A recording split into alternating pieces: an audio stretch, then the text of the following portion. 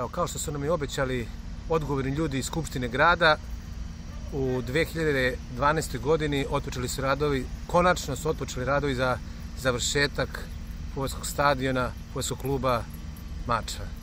Na veliku radost nas iz kluba, naših navijača, naših igrača i svih ljudi koji vole i prate sport. Nažalost, zima koja je bila, svi znamo kakva je, i čak i u martovskim danima noću je temperatura dolazila do -8, -9, nisu dozvolili da počne betoniranje na stadionu, kako su nam rekli ljudi iz građevinskih preduzeća koji su izvođači radova, tako da su 13.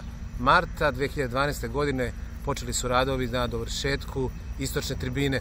Kao što vidimo, trenutno svi elementi koji su godinama bili iza istočne tribine se slažu i bit će postavljeni na mjesta na kojima nam nedostaju, a zatim će doći do betoniranja.